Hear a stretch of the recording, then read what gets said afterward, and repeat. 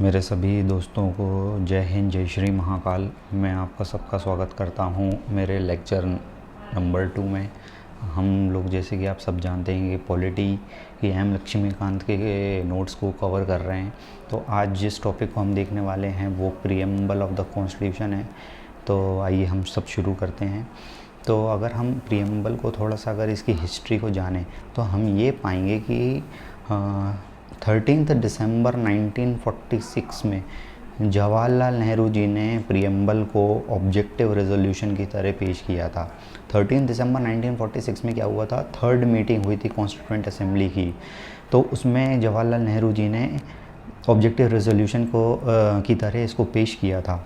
तब प्रीएम्बल बनाने की इसकी कोई बात नहीं थी कि इसको एज अ प्रीएम्बल हम देखेंगे, अब उसको जोड़ा जाएगा कॉन्स्टिट्यूशन में, तब इस तरीके की कोई बात नहीं थी। लेकिन सब लोगों को इतना पसंद आया था ये हमारा ऑब्जेक्टिव रेजोल्यूशन, इसको जो है हमारे कॉन्स्टिट्यूशन में जोड़ने के लिए बात किया गया, रिकमेंड किया गया कि इसको जोड़ा जाए। तो तब तक हाँ, लेकिन हमारा जो कॉन्स्टिट्यूशन था वो बन के तैयार हो गया था। तो जो हमारा प्रीएम्बल जो आज हम देखते हैं वो कॉन्स्टिट्यूशन के लास्ट में ऐड किया गया था, यानी कि बाद में इसे ऐड किया गया था। पहले इसे नहीं ऐड किया गया था। पहले हमारा कॉन्स्टिट्यूशन पहले ही बन चुका था, बाद में हमने जो हमारा प्रीएम्बल है इसको ऐड किया है। जवाहरलाल नेहरू जी ने इसको सोल ऑफ द कॉन्स्टिट्यूशन भी कहा है कि सोल ऑफ द कॉन्स्टिट्यूशन क्या है, हमारा प्रीएम्बल है। क्यों? क्योंकि ये हमारे जो कॉन्स्टिट्यूशन है का उसका रिफ्लेक्शन है, एक छवि है हम प्रीएम्बल हमारे कॉन्स्टिट्यूशन की। एक बात और आती है कि आर्टिकल 32 जो है, आर्टिकल 32 इसको भी सोल ऑफ द कॉन्स्टिट्यूशन कहा जाता है। ये B.R. अम्बेडकर जी ने इसको सोल ऑफ द कॉन्स्टिट्यूशन कहा था। आर्टिकल 32 की क्या बोलता है, right to constitutional remedies, right to constitutional remedies की बात करता है। लेकिन ये आर्टिकल्स के अंदर सोल ऑफ द कॉन्स्टिट्यूशन है, ये पूरे कॉन्स्टिट्यूशन का सोल है, इसलिए इसको सोल ऑफ द कॉन्स्टिट्यूशन कहा जाता है। तो इस तरीके से हमारे प्रीएम्बल की शुरुआत हुई थी। हमने कहाँ से प्रीएम्बल को लिया है, अमेरिकन कॉन्स्टिट्यूशन का कंसेप्ट है प्रीएम्बल का। वहाँ पर we the people of America से शुरू होता है हमारा प्रीएम्बल कॉन्स्टिट्यूशन में we the people of India से शुरू होता है। जवाहरलाल नेहरू जी ने इसको ऑब्जेक्टिव रेजोल्यूशन की तरह पेश किया था। और ये हमारे यूपीएससी में देखिए, ये क्या है, 2017 में क्वेश्चन आया था कि प्रीएम्बल जो है हमारे कॉन्स्टिट्यूशन मेकर्स का माइंड को रिफ्लेक्ट करता है कि हम उनका माइंड सेट क्या था, ये कैसे दर्शाया गया, उसको प्रीएम्बल को हम देख के हम ये पता कर सकते हैं कि it's a reflection of the reflection of mind of the constitution, इस तरीके से। तो और 42nd जो कॉन्स्टिट्यूशन अमेंडमेंट हुआ 1976 का, जो कि कौन लाइन थी, इंदिरा गांधी जी लाइन थी, इंदिरा गांधी जी लेके आई थी। तो उन्होंने प्रीएम्बल के अंदर 3 नए वर्ड्स को ऐड किया, सोशलिस्ट, सेक्युलर और इंटीग्रिटी। इसके पहले जो हमारा प्रीएम्बल था उसमें ये 3 वर्ड्स नहीं थे। 42nd कॉन्स्टिट्यूशन अमेंडमेंट में इसको ऐड किया गया था। चलिए हम देखते हैं थोड़ा कॉन्स्टिट्यूशन, हमारा प्रीएम्बल को हम देखते हैं। ये हमारा प्रीएम्बल है। We the people of India having solemnly resolved to constitute India into a sovereign democratic republic and to secure to all its citizen justice, liberty, equality, fraternity, इस तरीके से बात की गई है। तो जो हमारा we the people of India है, we the people of India क्या सिग्निफिकेंस रखता है, it's a source of the constitution, कि हमारे कॉन्स्टिट्यूशन की सोर्स क्या है, we the people of India, हम जो भारत के नागरिक हैं यही हैं सोर्स ऑफ द कॉन्स्टिट्यूशन। और सोवरेन, डेमोक्रेटिक और रिपब्लिक जो वर्ड है वो क्या है, नेचर ऑफ द पॉलिटी है, जो हमारी राजनयिक व्यवस्था है वो क्या है, डेमोक्रेटिक है, सोवरेन है और रिपब्लिक है। हमारा ऑब्जेक्टिव जो है कॉन्स्टिट्यूशन का वो कौन दर्शाता है, वो ये 4 वर्ड्स दर्शाते हैं, जस्टिस, लिबर्टी, इक्वलिटी और फ्रेटर्निटी। ये हमारे ऑब्जेक्टिव ऑफ द कॉन्स्टिट्यूशन को दर्शाते हैं। अगर हम इसमें आगे बढ़ें तो हम कीवर्ड्स जो हमने यहाँ पर यूज़ किए हैं उसी को हमने यहाँ पर एक एक करके हम देखने वाले हैं। सबसे पहला आता है सोवरेन। सोवरेन का मतलब क्या होता है, सोवरेन का मतलब ये होता है कि इंडिया अब चूँकि एक इंडिपेंडेंट कंट्री है तो वो खुद में ही इतनी केपेबल है, और हम इंडियंस एज ए केपेबल हैं कि हम अपने देश के इंटरनल और एक्सटर्नल दोनों मामलों के फैसले खुद ही लेने के लिए हम इतने तैयार हैं कि हमें किसी दूसरे के ऊपर डिपेंड होने की ज़रूरत नहीं, हम खुद ही अपने फैसले ले सकते हैं। सोशलिस्ट वर्ड आता है। सोशलिस्ट वर्ड क्या कहलाता है? देखिए, सोशलिस्ट वर्ड दो तरीके के सोशलिज़म हम हिस्ट्री में देखते हैं। एक तो मार्क्सिस्ट का सोशलिज़म है और एक है गांधीयन सोशलिज़म।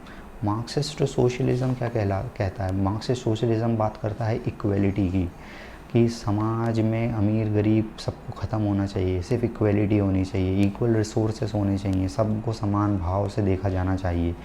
गांधीयन प्रिंसिपल भी इक्वलिटी की बात करता है, सबको अमीर गरीब काला गोरा सबका भेद ख़त्म करने की बात करता है। मार्क्सिस्ट लेकिन वॉयलेंस को सपोर्ट करते हैं कि अगर आपको आपका हक नहीं मिल रहा तो आप वॉयलेंस का यूज़ करिए, लेकिन गांधी जी हमारे नॉन वॉयलेंस को प्रमोट करते, तो ये नॉन वॉयलेंस में बिलीव रखते थे।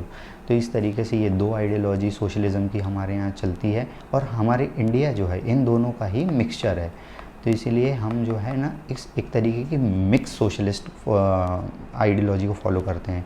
इसलिए हम अपने आप को डेमोक्रेटिक सोशलिज़म में कहलाना पसंद करते हैं, जहाँ पर इन दोनों आइडियोलॉजी को एग्जिस्ट करती हों, इस तरीके से। अब हम आते हैं सेक्युलर वर्ल्ड पर। जैसे सेक्युलर वर्ल्ड क्या होता है? सेक्युलर वर्ल्ड होता है कि हमारे कंट्री में इर्रिस्पेक्टिव ऑफ रिलीजन की, भाई कोई भी रिलीजन का कितना भी नंबर हो, अगर किसी रिलीजन का अगर एक बंदा भी रह रहा है तो उसको भी उतना ही इम्पोर्टेंस दिया जाएगा, उसके लिए सरकार उतने ही डेडिकेटेड रहेगी। इस तरीके की भाई लोगों में जो है ना उसको इज़्ज़त दी जाएगी। तो वो क्या कहलाता है? सेक्युलर कहलाता है कि हम हर एक धर्म को एक जैसा मानते हैं और हम सबके फेस्टिवल्स को भी सेलिब्रेट करते हैं। हम इसमें भेदभाव नहीं बिलीव नहीं रखते, बिल्कुल भेदभाव में। डेमोक्रेटिक जैसे कि आप सब जानते हैं कि हम एक डेमोक्रेटिक कंट्री है, मतलब कि हमारे ही द्वारा हमारे जो हेड है वो चुना जाता है। जैसे कि हम सीएम को चुनते हैं, पीएम को चुनते हैं, वो उसका चुनाव कौन करता है? हम ही उनको चुनते हैं, हम ही वोट देते हैं। इस तरीके की डेमोक्रेटिक होती है। दो तरीके की डेमोक्रेसी होती है, एक होती है डायरेक्ट डेमोक्रेसी और एक होती है इनडायरेक्ट डेमोक्रेसी। तो डायरेक्ट डेमोक्रेसी में लोगों का गवर्नमेंट चलाने में पार्टिसिपेशन सीधा होता है, लेकिन हमारे यहाँ इनडायरेक्ट होता है। हम अपने रिप्रेजेंटेटिव को चुनते हैं और रिप्रेजेंटेटिव हमारे लिए काम करते हैं। तो ये कौन सी हो गई? इनडायरेक्ट डेमोक्रेसी हो गई। हम अपने लीडर्स को चुनते हैं और लीडर्स हमारे लिए काम करते हैं। तो इस तरीके की हम इनडायरेक्ट डेमोक्रेसी को फॉलो करते हैं। डायरेक्ट डेमोक्रेसी का एग्जांपल क्या होगा? स्विट्ज़रलैंड होगा। स्विट्ज़रलैंड में इस तरीके की डेमोक्रेसी चलती है। रिपब्लिक का मतलब क्या होता है? रिपब्लिक कहलाता है कि जो हमारा हेड सुप्रीम है कंट्री के, वो परमानेंट नहीं रहते हैं, वो एक फिक्स्ड टाइम पीरियड के लिए ही आएंगे और उनका जो चुनाव होगा वो या तो डायरेक्ट होगा या इनडायरेक्ट होगा। हमारे कंट्री में इनडायरेक्ट चुनाव है, मतलब पहले हम अपने लीडर्स चुनते हैं और हमारे लीडर्स ही हमारे हेड को चुनते हैं। जैसे कि हमारे प्रेसिडेंट का जो चुनाव होता है वो उसमें हमारे कौन है? जो हमारे लेजिस्लेटिव के जो भी मेंबर्स हैं वो हमारे हेड को चुनते हैं, वही वोट करते हैं। तो और रिपब्लिक में ये भी होता है कि जो भी चुना जाता है वो हमारे ही जैसे लोगों के बीच में से ही कोई बंदा होता है जो कि हमारा हेड ऑफ़ द कंट्री बनता है। हम इनको प्रेसिडेंट के रूप में जानते हैं कि हमारा जो हेड ऑफ़ द कंट्री है वो कौन है? प्रेसिडेंट है। अब जस्टिस की अगर हम बात करें तो इंडिया जो है तीनों जस्टिस में बिलीव करता है। सोशल जस्टिस, इकोनॉमिक जस्टिस और पॉलिटिकल जस्टिस, सभी तरीके की जस्टिस को हम प्राथमिकता देते हैं और ये हमने कंसेप्ट रशियन रिवॉल्यूशन से लिया है। लिबर्टी की अगर हम बात करें तो लिबर्टी में क्या है कि हम हर एक व्यक्ति को, भारत का जो भी निवासी है, जो भारत में रह रहा है, सिटीज़न ऑफ इंडिया जो है, उसको हर तरीके की लिबर्टी दी जाएगी।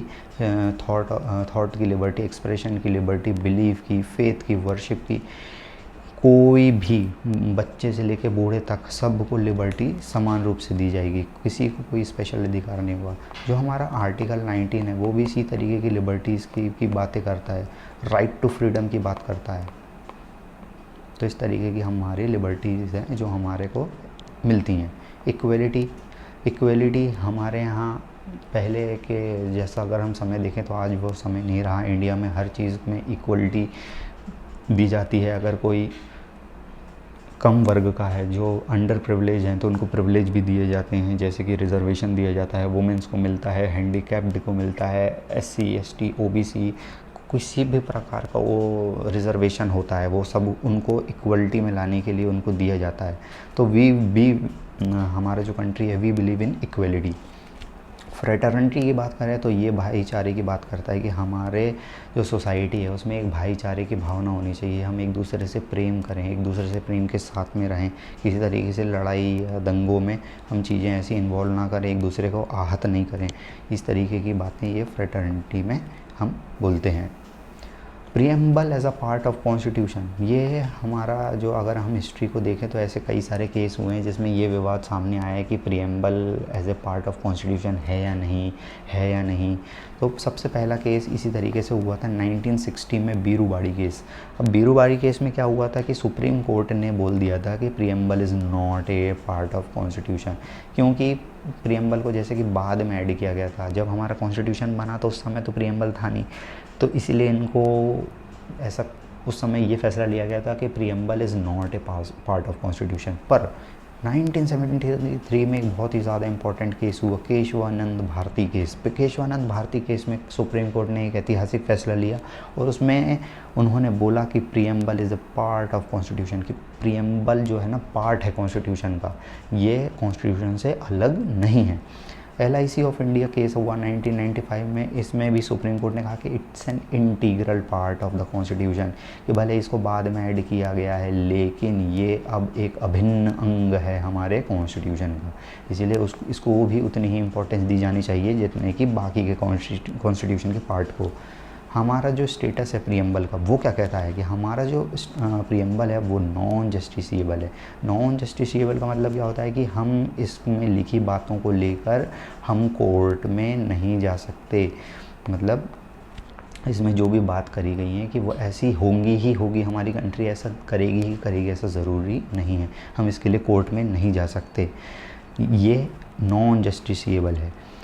और ये जो है ना source of power of legislature भी नहीं है। मतलब इसका क्या है कि जो हमारी विधायिका है, जो हमारे नेता हैं, वो अपनी पावर्स को यूज़ करने के लिए प्रीएम्बल को एज अ सोर्स नहीं बना सकते, इसमें लिखी बातों को अपने पावर्स के लिए यूज़ नहीं कर सकते। तो ये भी एक बहुत ही ज़्यादा इम्पॉर्टेंट पॉइंट है। ये 2020 में पूछा गया था कि क्या प्रीएम्बल एनफोर्सेबल है और क्या ये जस्टिसिएबल है, लेकिन नहीं है, ये जस्टिसिएबल नहीं है और ये एनफोर्सेबल नहीं है। एनफोर्सेबल क्या है और जस्टिसिएबल क्या है? फंडामेंटल राइट जस्टिसिएबल है। अगर हमारे मौलिक अधिकारों का उल्लंघन होता है तो हम इसको लेके कोर्ट में जा सकते हैं, पर प्रीएम्बल को लेके नहीं जा सकते। क्या प्रीएम्बल अमेंड किया जा सकता है? क्योंकि 42nd अमेंडमेंट में तो किया गया था, क्या आगे जाके प्रीएम्बल में अमेंड किया जा सकता है, अमेंडमेंट हो सकता है? जी हाँ, अमेंड इसको किया जा सकता है, पर उसके कंडीशन क्या है? वो जो भी अमेंडमेंट किया जाएगा वो हमारे basic structure of the constitution को इफ़ेक्ट ना करे तो ही इसमें अमेंड किया जा सकता है। मतलब इसमें बेसिक स्ट्रक्चर से मतलब कि ऐसा कोई फ़ैसला नहीं लिया जाए जो लोगों के लिए ही नुकसान करे, जैसे फंडामेंटल राइट का हनन होने लगे तो ये भी हमारे बेसिक स्ट्रक्चर का उल्लंघन हो जाएगा। तो इस तरीके से प्रीएम्बल में अगर निकट फ्यूचर में अमेंडमेंट होता भी है तो इस बात का ध्यान रखा जाना चाहिए कि वो हमारे basic structure of the constitution को इफ़ेक्ट नहीं करे। थैंक यू दोस्तों, आप सबको ये क्लास पसंद आई होगी। इसी तरीके से हम आगे भी क्लास कंटिन्यू करेंगे। Thank you. जय हिंद, जय श्री महाकाल।